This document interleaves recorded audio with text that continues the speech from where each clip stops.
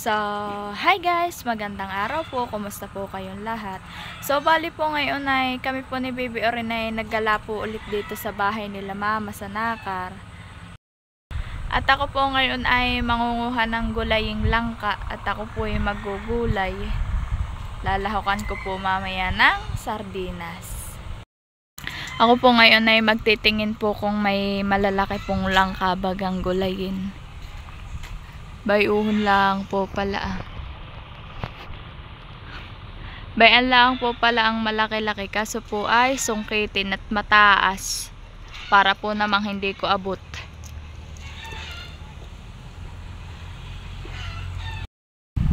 Bay doon din po pala doon sa dulo. Oo po .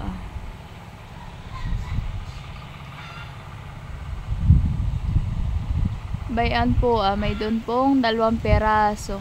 Bali 3 po palang peraso yung malalaki po sa taas. Akin na lang pong susungkitin. Ngayon naman po ay akin na pong susungkitin yung mga langka. Kung abot ko po.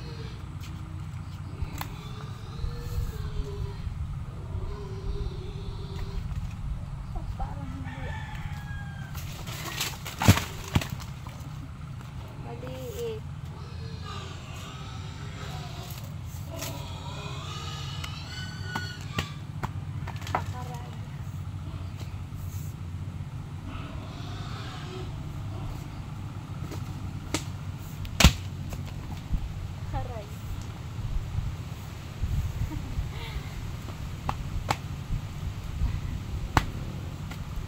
So, ito po yung aking nakuha, 2 peraso.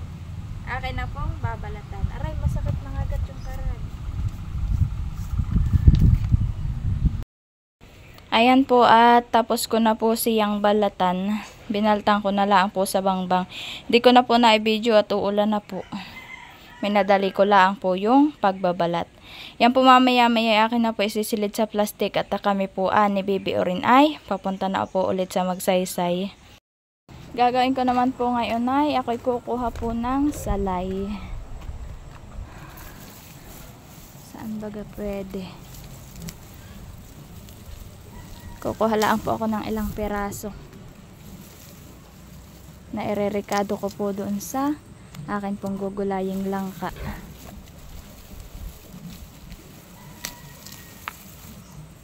Mga 4 na peraso po siguro. Ito po at nakakuha na po ako. So ayan po kami ay pauwi na po ulit sa amin at kami po ay kumuha laang ng gulaying langka tapos po naggalalaang po kami. Bayan na po yung 2 ni Kuya ni Orin na kami daw po ihahatid ni Kuya sa Tabing Agos. Bayon na po yung 2. Bayon na po yung 2 ni Kuya ni Baby Orin na. Baon na po sa may mangga. Kaya po ako hinatid ni Kuya. Ay ako po maraming nilabahan. Ay hindi ko po naman kayang dalahin. Pag po kalong ko pa po si Baby Orin. Tas hawak ko po yung nilabhan ko. Ayan po't may mga supling po yung mga palay. Ay oho po mga hinog na. Oho po Kaya po hindi po pala ulahan po sa kalabaw ay pinasupling po. At nga naman po sayang nga naman po pag po kukuhanin pa po ng kalabaw ay oho po mga hinog na. Ayan lang po ang hindi po pinasupling. Ito lang pong palayang ito ang pinasupling. Dami pong pasusupling. Baka po yung mga magkakuan po ng mga 2 sako pa po. Inaani na po ba na po may 1 sako na pong naani. Ayan po at kami ay baito na po sa Tabing Agos. Bauho na po sila Kuya. Ayuho na po pinapalakad na po si Baby Orin. Sakto naman po at baito na din po sa tawid yung bangkero. hindi na po kami mag-aantay ng matagal. At bayto na po. Ayan na po Ayan po, at si kuya po ay pauwi na po ulit sa amin. Yun naman pong nauuna ba yun po nakaputi ay si Karin po. Ayan po, at ako po ay bayto na po sa amin. Ay ako po ay uumpisahan ko na pong magayat-gayat po nung aking pong binaltang na langka. Ayan po, at kasama ko po ngayon ay si Bibi Oren dito sa aming kusina. Inilabas ko po at wala naman pong kasama sa aming loob. Hi! Magkwento ka. Wala ko. Hi. Huwag ka amukot, baka ikay mabunggal.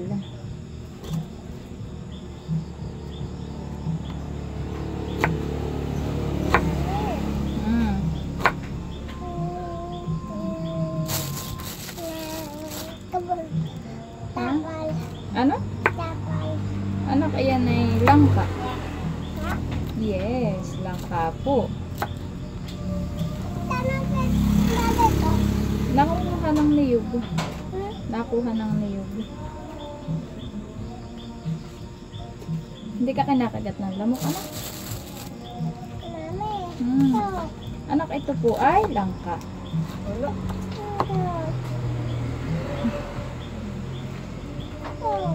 Sangkalan na halito. Langka, anak. Nagtatanong po si Loren kung ano po ang aking ginagawa.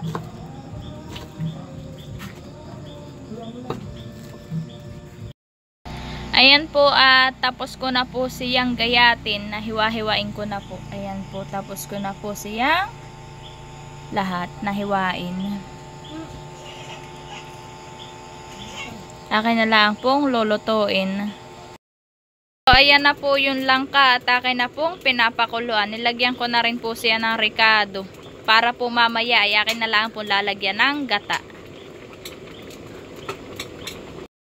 Ang gagawin ko naman po ngayon ay ako po ay magkakayod po ng niyog na panggata po namin doon sa langka.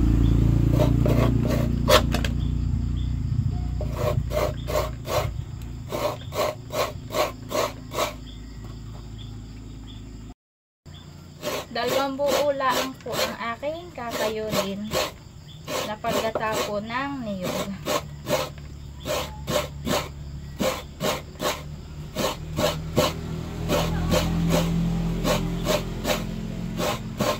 Anak mo.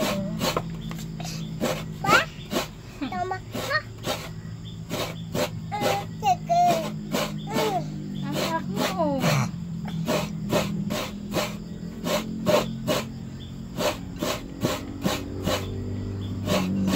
Magkwento ka.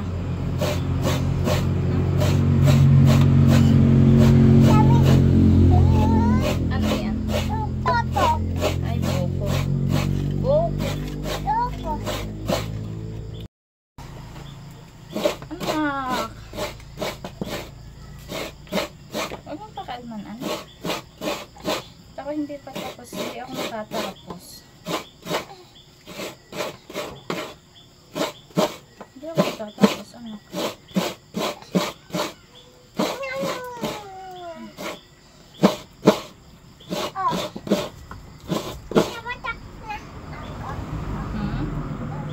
Thank you. Magkwento ka na lang.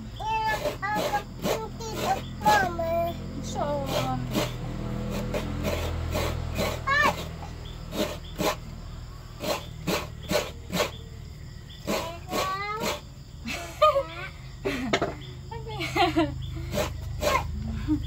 po ka, anak. Ayan po, at tapos ko na po siyang kayo din. Kayo rin po pala. Ito po yung aking pinagkayuran. Ito po dalawang buo. Nilagyan ko na din po siya ng lahok. Ito po ay talangka. Galing po kina Kuya Tilat. Ayan po ang aking ilalahok sa ginataang langka. Akin na din po siyang nilagay. Para po lumasa po siya. Haba po pinapakuluan ko. Para po lasang-lasa yung kanyang lahok. Lalagyan ko pa po iyan ng isang sardinas. Para po talaga pong lasa yung mga lahok. Ang gagawin ko naman po ngayon, ako po ay maggagata na po ng niyog na akin pong gagamitin.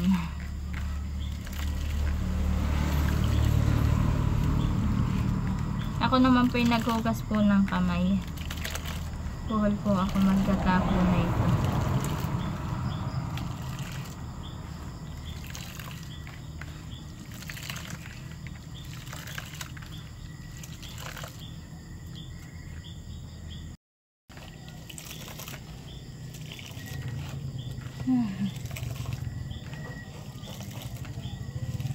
Ako na po ang nagluluto at si Jampol po ay wala pa po dito.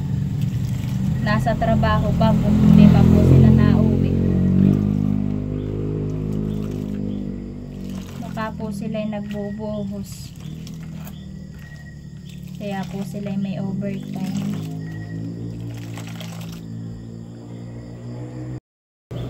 So ayan po at nailagay ko na po yung pangalawang gata.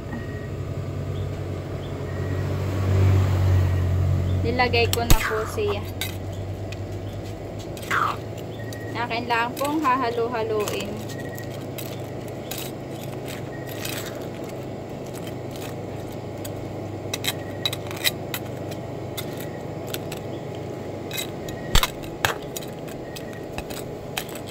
So ayan na po ang aking niloloto.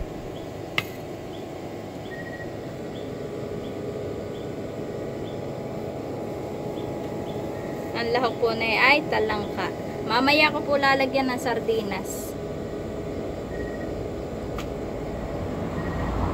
Tapos po mamaya ko din po ilalagay yung unang gata. Pag po iyay kakaunti na po ang sabaw. Para po yung sabaw niya ay medyo malapot po naman. Para po siyang may langis-langis. Ganayon po. Ayan po yung langka akong niloloto at nakulo na. Hindi ko na po siya malalahakan po ng sardinas. At wala po akong nabili sa tindahan at kauubos daw po. Kaya po ito na lang po ang ilalahok po at talangka. Yan, so ayan po. Ayan po at ilalagay ko na po yung unang gata. At kakaunti na po yung sabaw niya. Yan po, akin na lang po iyang papauntian po siya ng sabaw para po siya ay maluto na. Ayan po, at nilagyan ko po siya ng tanglad para po mabango. Saka po nilagyan ko po ng kaunting paminta. Dito naman po sa isang kalan, ako po ay nagsalang na ng sinaing po para po mamaya po pagdating po ni Jampol ay basta nalaang po siya kakain. Ito naman pong aking sinalang na langka ay kulong-kulo naman po siya. Yan po hinahalo ko at gawa po ng natutuok po yung ilalim. Ayan po at akin po siyang hahaluin at natutuok po talaga pag po hindi hinalo.